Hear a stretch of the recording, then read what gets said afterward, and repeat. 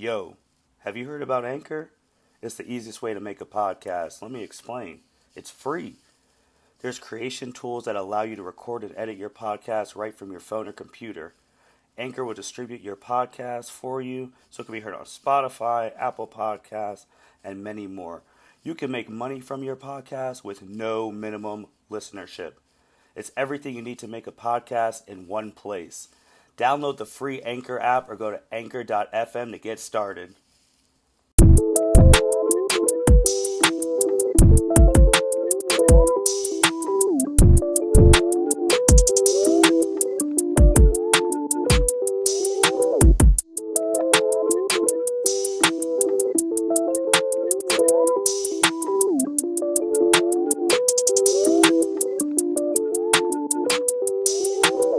Welcome, everyone, to the L7C podcast, My Hero Academia Case Study Edition. Today, we are going to be bringing you another one of our My Hero Academia case studies. Like we said on our My Hero Academia third movie review, which by the time you hear this will probably be out. But if not, we review the third movie. Be on the lookout for that one. We said from now until season 6, we're going to do some of these case studies. So we have our My Hero enthusiast, Andrea Alanis. How are you doing today, ma'am? I'm doing well. How are you doing, Martin? I am doing well, especially when we get to talk some My Hero Academia. So this one is actually going to be focused on All Might. Yes. You were the one who brought this idea up, and I thought it was a really didn't realize my camera was on. Great. It was a really good idea and the topic that you brought up. So I'm going to just let you tell everyone the topic and then we'll go from there. So kind of the overall theme of this case study is whether or not All Might's kind of idea and then fulfillment of his idea of being the pillar of justice for Japanese society on the I'll say micro, since it is a national level. It's not truly micro level, but we don't really know if he's really a pillar of justice throughout the entire world, the same level that he is in Japan. But whether or not that kind of has negative aspects and kind of exploring what those negative aspects are, because it's never really, at least as far as we've seen, discussed. It might be touched on kind of here and there, but it's not fully dredged out in the show so far. So that's kind of where we're going with this today. Right. And his title of the symbol of peace, I know it's on his hero wiki. It says he bore the title of the world's symbol of peace. Oh, okay. So which would make sense too, because the first movie they went to America. They all knew who he was. But yeah, this is super interesting. It oh my gosh.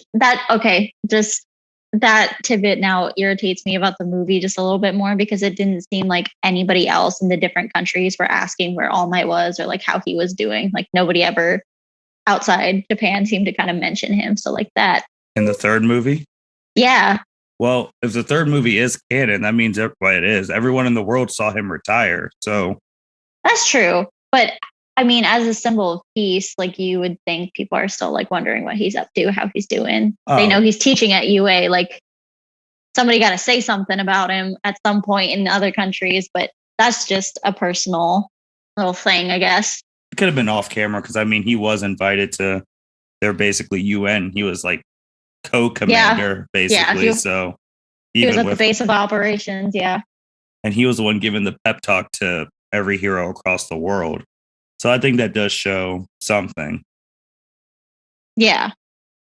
Well, basically, we're trying to talk about the negatives of being a symbol of peace, which kind of sounds a little redundant, but there's just some kind of underlying flaws in that thinking and kind of the everyday application of some of these ideas just aren't sustainable for everyday humans as well as potential other heroes. Because although this is a quote unquote superhuman society, All Might seems to be a superhuman. Like he just, how can he do it all when realistically he honestly couldn't? So that's what we're going to get into. So where would you like to start, Martin? Since we just brought up his name, I think we could just start about like the symbol of peace and like the negative connotations with it and go from there. So, I mean, some of the negatives that I picked up from, being a symbol of peace is it's singular. It's one. He is the symbol of peace. He is the only one. That is a lot of pressure. That is a lot of weight on one person's shoulders. And it's also kind of a self isolating title, which then that added pressure makes you feel like you are the only one that can carry the burdens that you have to. And we see All Might kind of doing this when he did have, kind of that partnership with, I'm forgetting his name, but Melissa's uncle when he was in the United States. They kind of had a partnership, and he did kind of let him in on One for All. I'm so sorry. I always get that confused. One for All is kind of secret to him. But it seemed like as things kind of developed and got more complicated, All Might had to break away and put separation. And then the same thing kind of happened with Sir Night-Eye, his actual official sidekick, that Sir Night-Eye is trying to talk to him about, hey, like you need to put your health first. Like you're heading straight to your own demise. Like let us help you. You need help. Look at what's happened to you, because that's right after his fight with All for One, and he's missing a lung, heavy internal organ damage, and he's trying to walk out of the hospital before he's ready, and it's very apparent in those scenes that he's not ready to do so. But he, as a symbol of peace, has to carry that smile, has to be there, because the symbol of peace cannot fall, which is unattainable, because although he is a super human, he's not immortal. So there is going to come a time when he's not going to be there anymore. And creating a system where a single pillar is propped up, once that pillar is gone, you have that chaos that we're already seeing within the society. And his slogan, although super catchy and super, I kind of want to say American, of I am here, everything is all right because I am here, is very egocentric in that it's not we are here, the heroes are here. It's he himself. He is the number one hero. He is better than everybody else. He just is. But he's not kind of laying the groundwork for the top hero or the symbol to be in close communication and close working relationships with multiple other heroes constantly. We do see him team up. It's not that he's against teamwork in any way. I don't want that misconstrued. But he has the tendency and kind of values going it alone. And that the burden that he carries is only for him and he can't share it, which can trickle down into the next generation, which, I mean, teamwork makes the dream work. So a team can only go so far with one star player. That's why you need to foster collaboration and learn to share your burdens. I would say when you said the teamwork thing, and just, I don't know why it made me think of, there's a lot of people who would disagree of good old college projects with the group. Oh, I know. And one person carrying the whole team to at least a B or A, and everyone riding the coattails of that. But on the symbol of peace thing, on a points that, like you said, I think my biggest thing is All Might's probably what, in his 40s. If Endeavor's probably in his 40s, probably around that age, probably. Mm-hmm. So I would say then that heroes were around way before he got around. Yeah. And he had this dream or this idea before he even got One for All and before he even met his master. So it's like, and that was the only burden, which then it comes to a thing like where I think about like We don't know anything about his parents. Like, we don't know if he told his parents, like, hey, I have one goal in mind, become a pillar of hope that people could always rely on during harsh times. I mean, it's a fantastic goal, but it's pretty lofty. I'm pretty sure in a normal, if he told his parents that, like, oh, I believe in you, but don't know if you're actually going to get it. But he achieved it and he got it. And I think my biggest thing, one of the things you said is that I don't know if it's egotistical because he had no, because if it was egotistical from their story point, then Stain would have tried to kill him. And That's true. That's the only hero that Stain respects. Like, he inspired Stain to go to UA or whatever private school he went to. And when Stain realized that all these people weren't like All Might, that's when he's like, I'm going to start killing these worthless heroes, because you see people like Mount Lady or like people just wanting it for the press or stuff like that.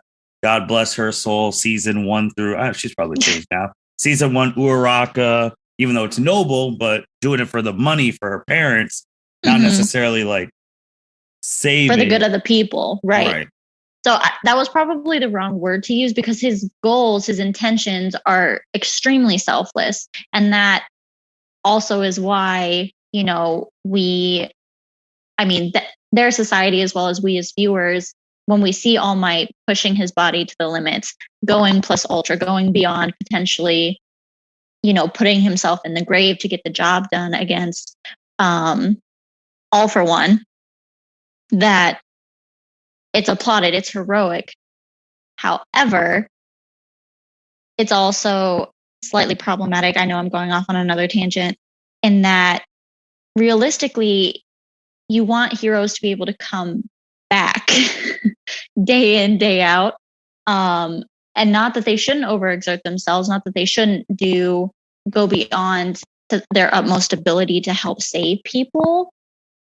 But there's a point where it becomes reckless, and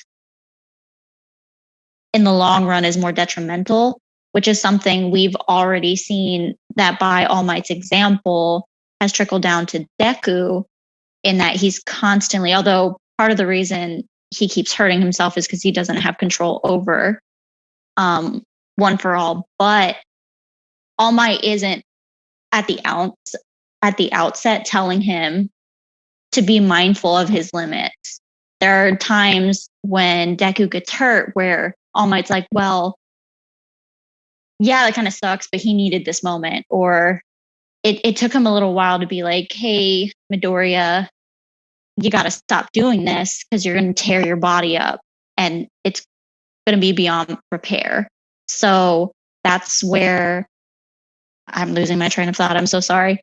I feel like even though the both of them, as true heroes recognized by Stain, they are completely selfless. They are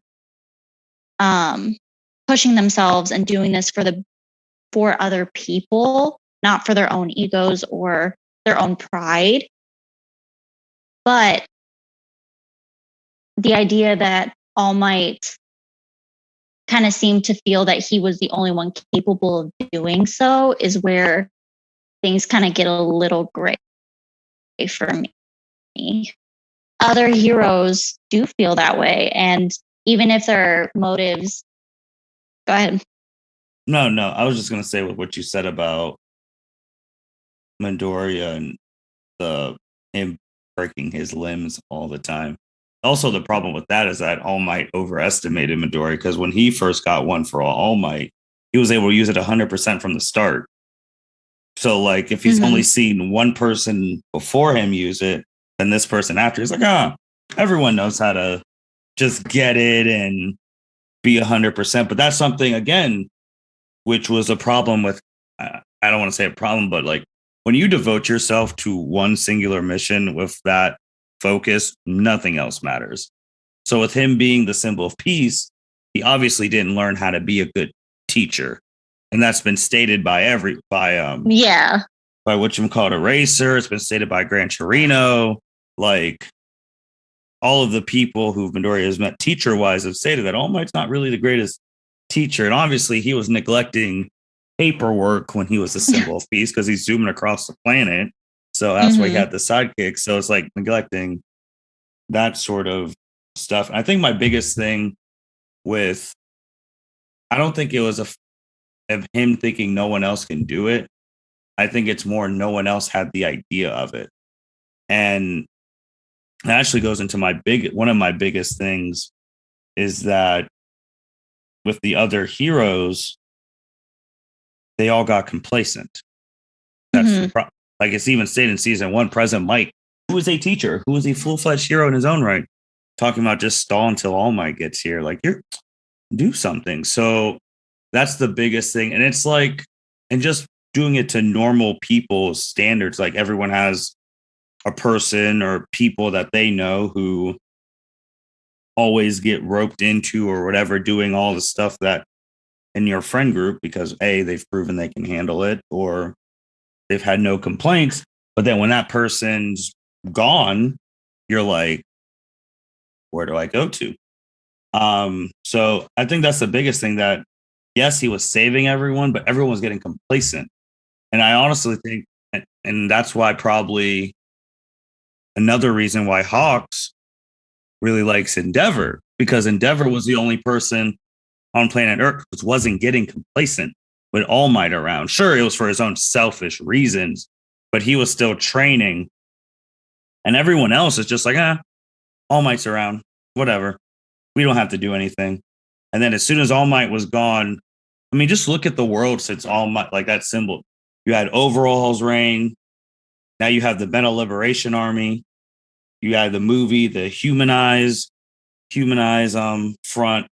3 huge terrorist organizations, right, that happened since that symbol went down. And Overhaul even said with him down, like things are changing in the criminal thing, because like All Might's thing was like he was a symbol for like the normal people, good guys, whatever, but he was also a warning to like any criminal out there, like, hey, if you do something, just because my one for all is so honed, I can hear you from Japan. I'll be in Europe in 2 minutes.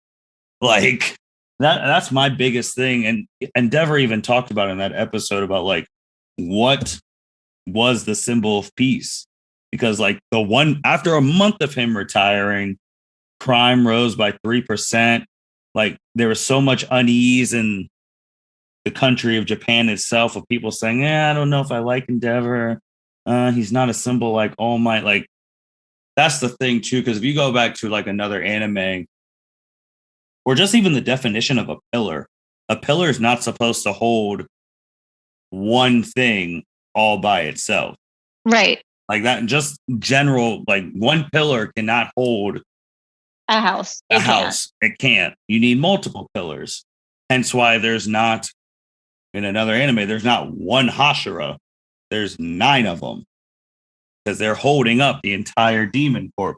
All Might was holding up the entire hero society. So that's my biggest thing, that no other hero was like, hey, All Might, because he won every time. Like there's going to be a time where he's either retired or dead.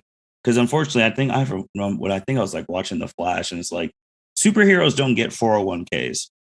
Like they don't get 401ks. They don't have retirement plans. They either have to retire because they're not the same as they were, or they're going to be more harm than good, or they die in duty. That's the only 2 options for superheroes. And My Hero Academia is an anime about superheroes. It's the same thing. Right.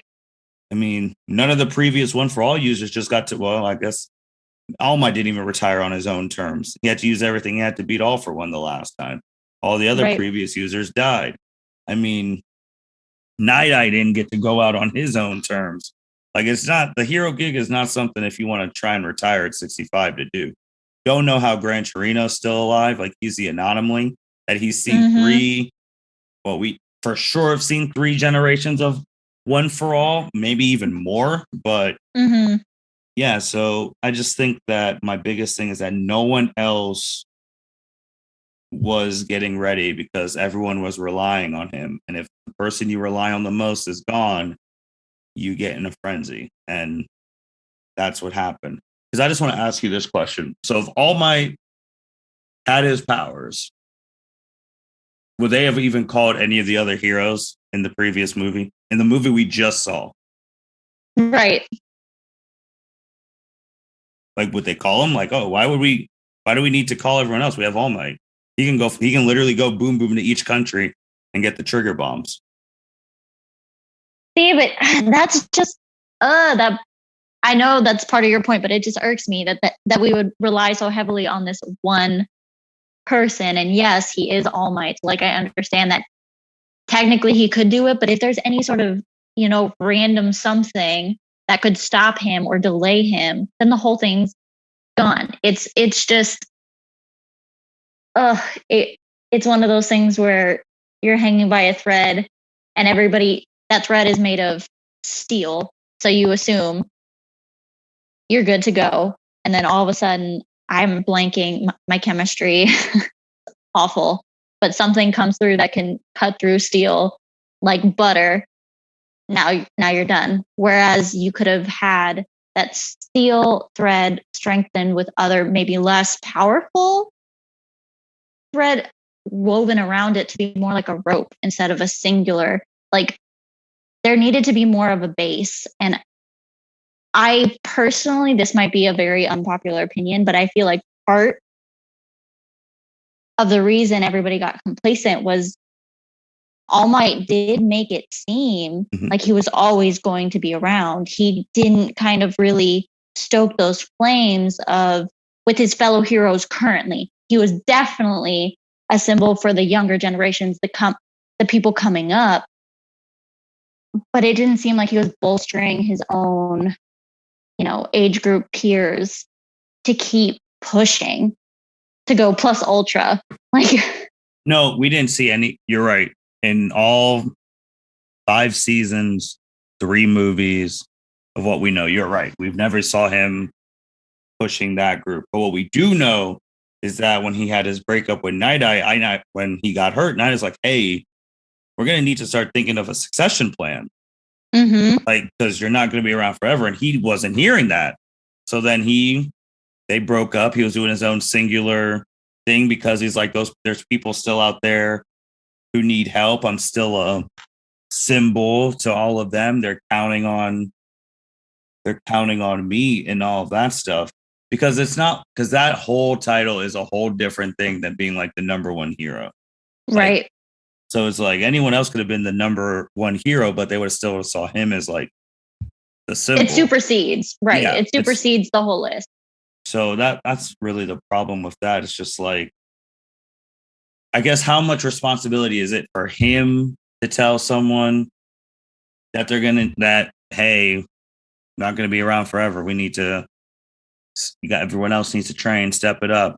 Or how much is it? Because they're all adults. Like, what's their responsibility? No, absolutely. Like, for sure.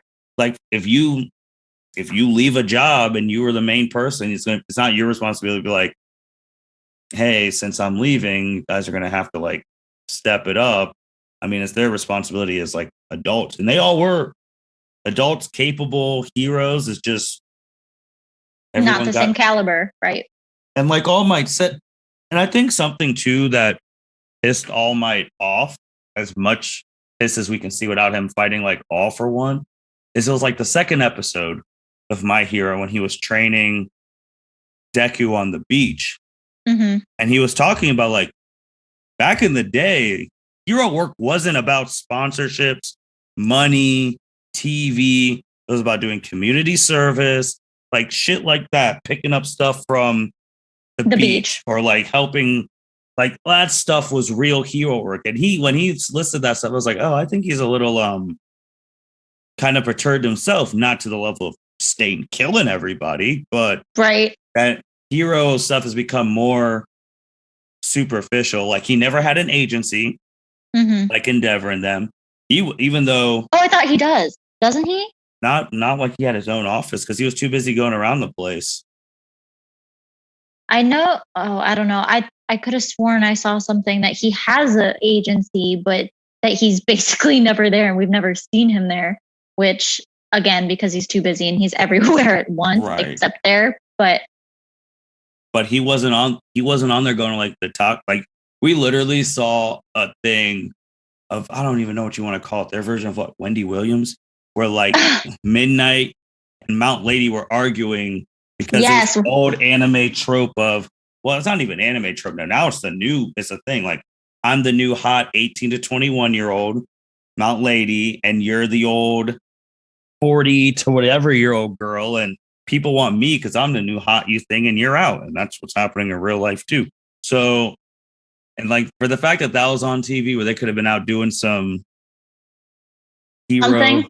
Yeah. So it's like almost just like you never saw him do any real interviews or any stuff like that. So it's like, I get it. I mean, when you see everyone else just trying to do it for the money, and it's like, I don't know if anyone's in it for the same reasons I am. Who can I trust? See, but it's one of those things where it definitely, like you said, they're all adults. So it's not like solely his responsibility to galvanize everybody. Mm-hmm. But it's one of those things where, and it could just be that we haven't seen it. We haven't had we haven't seen him during his like an extensive period of his early years, the middle years. Cause I think, what age is he in right now? I don't remember, because there's like the different time periods have different names and I can't remember. But I mean, he very well may have, we just don't have this information.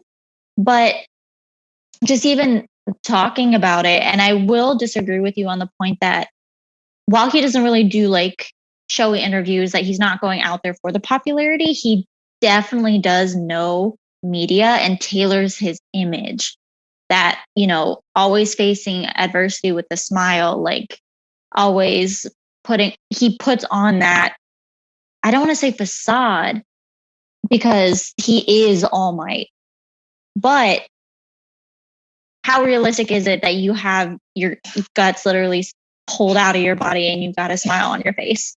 Like you're about to win this shit. Like it's just unrealistic. But he did know that that was going to be needed to become that symbol, that he knew he was going to have to put on that big old bright smile on his face to make sure that everybody felt safe, that nobody ever doubted that he was going to win. Yeah, no, you're right. Especially the smile part after the first fight with One For All, when he got his stuff ripped out of him. Like that smile, yeah, it was for the public, but like also, I know one of your things was like the mental health, but it was also for him, like to hide his, like, I mean, how many times in the real world do people smile and tell everyone everything's okay, but internally they're having insecurities, crying, sad? Like that's a general thing, no matter who you are. But I mean, he had his issues, but his biggest thing was protecting literally the planet. So as long as any like villain like saw All Might, they're like, okay, this guy's still around. We might have to calm it down. But and seeing him, but now it's just like it's almost open season. Mm-hmm. So yeah. But you had some other stuff about like his mental health and all of that, right? So, I mean, not necessarily his mental health, because we don't really get to peek into that, but it kind of just like you already kind of brushed over. I don't want to say everybody, a lot of people do have that, where they do put on like a mask sort of face. They wear the smile, even though they're like holding back tears, all that type of stuff. It just, for me, seeing that reinforces the idea that that's necessary for the benefit of other people. And that's worth more than you actually being authentic with your own feelings and kind of putting your needs behind everyone's at all times, at all points, because you can get deeper into that, in that you feel like your needs are worth less than everybody else's. When you look at it as a superhero on a grand scale, the entire world, yes, you would make the argument. Most people would make the argument, yeah, your feelings matter less than the safety of the entire planet. However, there has to come a point where you do recognize and check in with yourself, which is part of kind of that gray area, I felt like, for normal people. It's important to realize that masking your feelings, hiding your feelings, or always putting the needs of others before yourself can be negative in the long term. It can lead to things like burnout in high stress jobs. It's one of those things where I hope maybe down the road we get a little bit into that it is okay for a hero to break down and have a moment of weakness. Because at the end of the day, a lot of what, like you mentioned with the kind of the interviews and the social media, they're kind of like celebrities. They are. And they are. So there's that idea of, have that smile on your face, you look picture perfect all the time. And people aspire to be like that, but it's unattainable and it's not relatable. I'm hoping that, with like Deku's class or some of the other heroes can be a little bit more just normal human, even when they are their superhero alter egos, not to the level of like Zenitsu and Demon Slayer that he's running screaming, scared to death every second of every day. Because although that is relatable in these situations, that doesn't put anyone at ease. However, having a hero in the midst of a battle where they really could lose have a look of concern, but then they pull it out instead of like plastering that smile on their face. And also, if you think about it, you'd have to make that conscious effort as you're fighting for your life and for the lives of all these people to make sure you got a smile on your face while you're trying not to get killed. Yeah, and then do the pose. I think my biggest thing also on that point with the human side, because technically All Might is the only one who truly had a secret identity. Right. So he was able, like when you didn't see him in his All Might form and just his Toshinori form, like wherever he lived or whatever, just letting it all out or talking to his closest like people at the time. So that's another thing too, that he had, like you could walk past like his normal form down the street and you would have never thought that was All Might. Right. So it's basically Deku didn't. No, Deku didn't. I know, and that's is one of his biggest fanboys. So he wouldn't even be able to notice like the eyes or like the hair color or like his voice, like so stuff like that. So that's one of my things too. Like when he got unveiled, that's what he looks like. It's almost like finally figuring out that Clark Kent's Superman.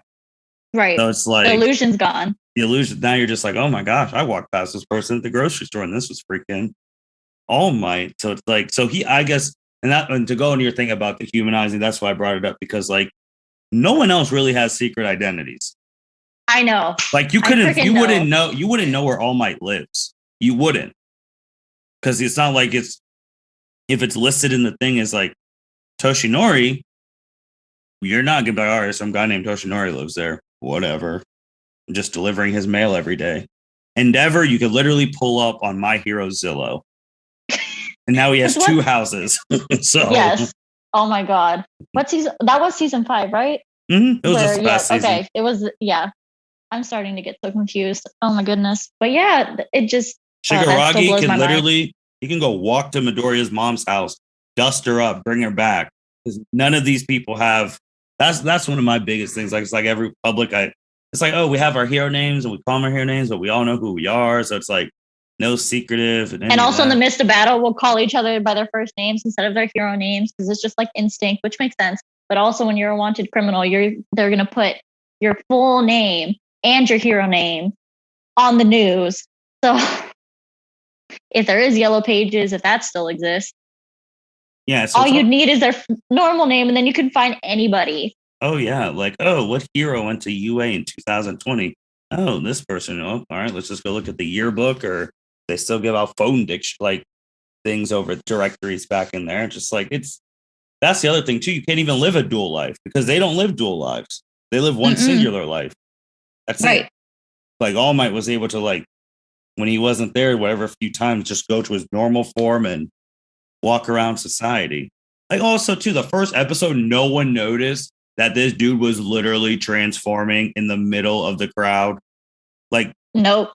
That was wild. Like no one just walked behind. It's like, oh my gosh, this guy's like changing. And now he's All Might. But when I was like, so yeah, so that's the other thing with that. It's just they don't have dualities. They don't have. There's a reason like all the superheroes like have their different dualities, like Clark Kent or Bruce Wayne or like all those people. So you don't mix those worlds together, because if you do, if bad guys know who you really are, they're gonna go target your loved ones first. Which that's why I say these bad guys are idiots, because they just don't go like, you want Midoriya dead? Go snatch his mom. He'll turn himself in right away. For sure. For sure. What other stuff did you have? I mean, that was most of it. I wanted to know if you felt like All Might have a little bit of trust issues, going like way back to the start when I mentioned about like kind of self-isolating behavior. I don't know if I can't put my finger on if it's like trust issues or if it's just that level of stubbornness that he didn't want to listen to anybody. And I keep going back to that, like you've already mentioned, those scenes with Sir Night Eye, where, they're trying to help him. And he's just, no, I have to do this myself. Because from what it sounds like is if Bakugo hadn't known Deku so well, Deku would be shouldering this entire experience and this entire journey with his quirk by himself. The fact that he's able to talk to Bakugo about his quirks now, plural, is a level of support that I feel like All Might didn't have when he was actually at UA. Like that's not something he would have had back then. He would have just had his teacher and oh my gosh, why am I forgetting everybody's names? Gran Torino. I will push back a little on that because Deku didn't tell Bakugo. Bakugo figured it out on his own. Well, right. And then Deku kind of was just like, I couldn't confirm. So like, yeah. So if someone else, so like, I don't know who the hell like would have been his Bakugo. It's just so far. Like if he had a Bakugo and he would have told, because honestly, more people knew about All Might's One for All than Deku's right now. Well, if you do from his time, because you had the principal, you had the freaking police chief, you had when he was in high school. Well, I don't know about high school, but I was just saying like that we knew who knew, like maybe adult. Well, definitely Gran Torino. Mm-hmm. His master. I'm sure the principal knew. His master, the principal. Night Eye finds out when they become sidekicks. The dude from America knows. Yeah. So it's like, which was his decision to, his choice to tell, which is true. But then he tells Midori, obviously not tell anyone, because that'd be a huge thing. Because if you told them that you have this power at that point, and that means All Might's getting weaker, overall could have showed up in season 2, which that could have been very bad. So right. But that also goes into a little bit of like, so all these students, not that Midoriya would go blab to everybody everywhere, but all of these students should be becoming heroes.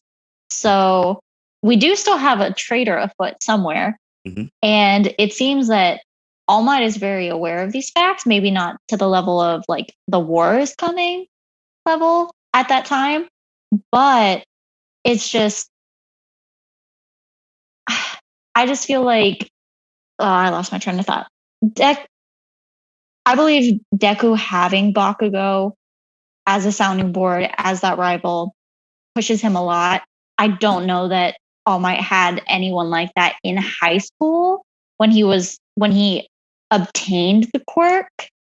Although he did share that information, like you said, with the guy in America and Night Eye. So there are a lot of people that know, but it seems that he has a secret and will share that. But then when push comes to shove and the responsibilities of the One for All versus All for One, he shoulders that burden by himself. And then that burden gets transferred to the next person in line. And so I feel like this is propping Deku up for a situation that everything is going to be on his shoulders when it doesn't need to be. In my personal opinion, and again, might be very unpopular, even without knowing the secrets of All for One and One for All, I'm not entirely sure I understand why they don't fight All for One as a group, like multiple heroes. Why does it always have to be All Might versus him? Nana Shimura? His master. Yeah. Yeah. Shigaraki's grandma. Where it's like, why is it always a one-on-one situation? Well, why is go ahead.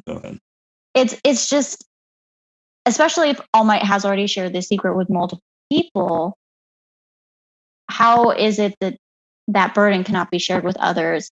Because a group effort, more strategic planning, more strengths, differing strengths, could potentially push the scales so that All Might doesn't need to have to do it all by himself. Well, on that part, before I go to the other stuff, remember they rated the place as a group. They had like the top 10 heroes all there. Like with to get Bakugo before he had his final fight with All for One. Like they rated it as a group. It's like they all lined up. He said, "We're here," because they thought it was a pizza delivery, which that is idiotic. But it's just All for One was just significantly stronger than everyone else. Blue Genius was the number 3 hero, and he got a hole put through his chest in 2 seconds. Like the power, that's not even like from a real life thing I can understand, but from like their My Hero thing, the power scaling was so. If you didn't have those 2 quirks, you were just at the bottom. Well, the bottom compared to those 2, especially All for One, who could just take your quirk. Like that's just bad in itself. It's almost from a power. Now, if they have to have a final fight again, we'll see if they team up. But with the secret thing, I guess my only thing is did he really need did he need a Bakugo to walk the journey of the secret, or did he need just general friends that he didn't have to be All Might around? I think there's a difference in that. That's true. That like, for example, I mean, you've worked at places. You didn't tell everyone on your teams or whatnot your burdens or your struggles or stuff like that. And you didn't need to tell everyone your burdens and struggles. Sometimes you just needed those friends where you just were like, don't have to talk about Andrea the worker. I can just be Andrea the woman and hang out. Like I felt like he needed more of that because everyone just saw him as a symbol and not just another human where he could just hang out or talk about like the random stuff going on because he was worked 24/7. Mm-hmm. So that's why I felt like he needed that person because Midoriya got that right at the beginning with Ida and Uraraka. Right. And then Shoto. And then now Bakugo's in the thing. So it's like he already had all those people where he could just be friends with. And I think the scene that showed that the most for Midoriya was when they couldn't tell anyone what was going on with Eri because it was forbidden if you didn't have a thing. And Ida and Shoto saw Midoriya crying and they both offered him food because they remember that he was there for them, not just as the hero, but as like the friend. So I think he needed more, which we didn't see I think All Might needed more like confining friends who wouldn't care that he's All Might, that he's Toshinori, tell him what the real is and go from there. I agree. Absolutely. Like he missed that completely because then, he graduates UA, his master gets smoked and then he's off. So this is, I mean, man, I feel like the way you've said it, I don't know if you'll admit this. So you then currently like number 1 hero style right now of Endeavor because they're working more as groups than All Might then, which that is tough because we know you are not his biggest fan. Just somebody can be a shit human being, but know how to work well within a system or create a network. And as I think Shoto put it, like basically F you as a dad, but as a hero, UI8. So it's, I mean, I am more of a fan of getting more heroes together because there is strength in numbers. But you are right that part of the reason they need to do that is because that power differential is there and that power vacuum is tight. So, but no, I would agree that I prefer the kind of the more team approach, the more communicative between the different heroes. And we see heroes outside of the top 10 being communicated with for their specific strengths. So it's not even just a popularity contest. Like, I don't want to say other animes would make it that way, but you can get caught up in those numbers and that, oh, these are the top 10. So like, we need to make sure we're getting our name still out there, or these are the faces that everybody's already seen. Let's keep using them instead of throwing newer faces, newer strengths, newer quirks out there for us, the audience, to see and explore. Right. No, I agree. That's just like with All Might, and even just like to other animes like Dragon Ball Z, when Goku's gone, like they're wondering, oh, if Goku was here, this, instead of like not realizing that someday, even Dragon Balls and all, he's not going to be there anymore. And I mean, he even said it in like their Boo saga. The reason he didn't kill Fat Boo's because he's not going to be around forever. The world needs to learn how to defend itself when I'm gone. Mm-hmm. Like, and that was in the English dub. So Omega character growth for Goku in the English one. But All Might never said like, hey, while I'm doing this, I'm not going to be around forever. Like, I'm going to die. Worse would be if he died in battle on TV and not old age, because then this villain could be like, I killed the symbol. Yeah. Uprising, all of that. So luckily that didn't happen. But it's like the successor. And then Midnight wasn't really, well, obviously he wanted Lemillion to get it because he's trained with him. But Night Eye. Night Eye, I'm sorry. He was more mad that All Might just gave it away willy-nilly to someone he met twice. Yeah, that's like fair. It's like with something like this, it needs to be planned. It needs to be more thought out. It's like, what if Deku didn't turn out? What if Deku got corrupted? Like something like all that stuff. So it's like, well, I mean, to be fair, his body can't handle the quirk. So like, talk about major drawbacks that's already built in. That is a major drawback. Yeah, so you have to train and all that stuff. Because I tell you right now, if Lemillion had All for One plus his current quirk, he'd probably be unstoppable more than he already was. Yep. So yeah, like you can't hit him, but he could Detroit smash you to Afghanistan. Like, I don't know how you would beat that, but obviously now all the one for all quirks are going off on Midoriya, and we are still of the opinion that he has one hidden quirk that was hidden. So it's all going to work out for him in the end. We know it. But yeah, I think the biggest thing is that everyone got complacent when he was a symbol. And then when he was gone, they had to scramble. Yeah. We went 5 seasons. In the 3rd movie, we just found out we had a UN of heroes that assemble on world threats. Like, I think if All Might was healthy, they wouldn't have called anyone. He would have got all the trigger bombs himself. I think if All Might was healthy, they wouldn't even have the team to go raid Overhaul's place. It would have just been just him. Probably. I mean, they're gonna, like, no one in that damn raid thing was gonna beat him. What was Overhaul gonna try and touch him and then get freaking United States smashed? So it's like, I think that's the biggest thing. I think it's for things in real life in general that you can't always rely on a singular person. You gotta be prepared for a day where they're gone or something like that. So, but that's always tough because then you start thinking like, oh, we have to prepare for when All Might's gone. And then they get sad like, oh, there's going to be a time All Might really will be gone. What are we going to do? And then all those emotions come in. But it's a double-edged sword being the one person who could do everything, because once you're gone, everything crumbles, as we've seen. Yeah.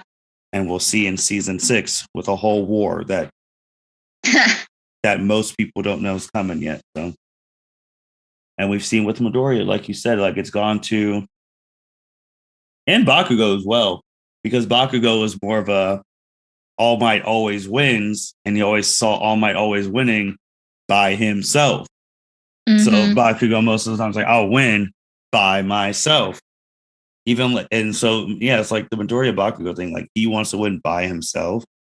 Midoriya basically wants to win by himself so that no one else gets hurt. So it's the same thing, different reasons. But Andrea, anything else on this All Might one? This was fun. I don't think so. I think I covered everything, although not as clearly as I would have liked to. But I really enjoyed this, actually. I don't know what we're doing next. I think I said you should pick the next case study. I do. And I thought about this today, and this is going to relate to ethical debates that are going on right now. Ooh,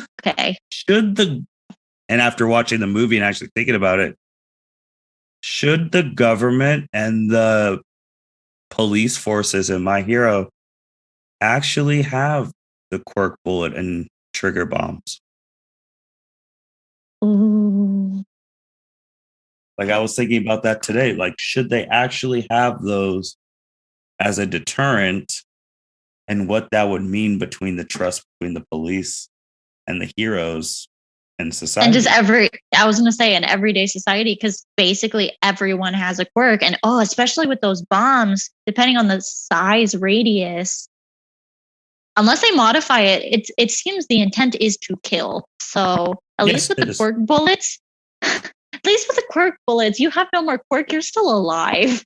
Yeah, but I was just thinking from a fact of, what if a country has way more heroes than the other, and they're not so friendly, and they use them to invade, and you have no way to protect your country but that. So that's, I think, like, should the countries, the governments actually have trigger bombs, like their own, like we have nuclear bombs here, and should they have the like, what are the ramifications for that? So I think that's a good next one. Yikes. Yeah, and you have, what you said, every 3 weeks, so you have time to think about it. I don't know if I want to think about that. That's so dark. That's so, oh my goodness. Oh, wow. Okay. I do have a question, though, just off the top of your head, if you recall, because I'm not sure that I do. Are the police technically able to shoot with intent to kill villains and criminals? I think so, but the only police I've seen with powers was Ida's brother. He's the only one. It seems like most of the police are quirkless.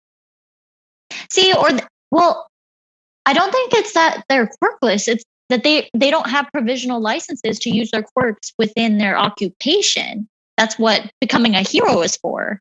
But wouldn't you want your own? Like, wouldn't you want your own special heroes that you know will go by your rules, your code, and all that stuff, and not be in it for like the glamour and stuff? Because if you've noticed, all the police in My Hero every season, they're there just to arrest. Like, they've showed zero abilities. Right. And I thought the way I understood it is that it was set up that way, and that the heroes get those licenses to be able to use their quirks to kind of be the more, I don't want to say offensive, but like the more frontline engaged capture. And then the police have the duty of arresting, imprisoning, guarding. But there are times when, at least I believe that I've seen, that there are police on scene before heroes are. And I can't recall if they have any authority to actually like shoot to maim or shoot to kill in a situation involving a villain. I got you with this right here to help you.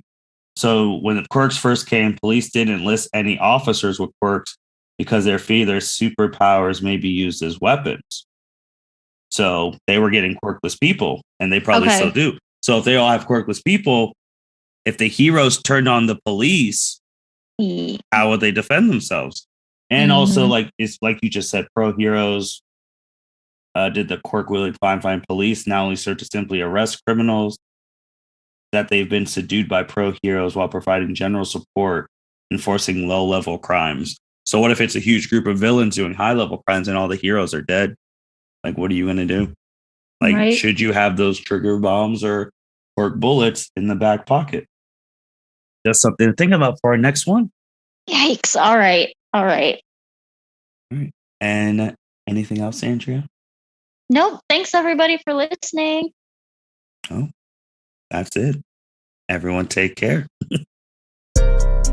Thank you for listening to this episode of the L7C podcast. Be sure to like, rate, review, and subscribe to the channel. Follow us on all social media platforms, and we'll be talking to you guys soon. Take care.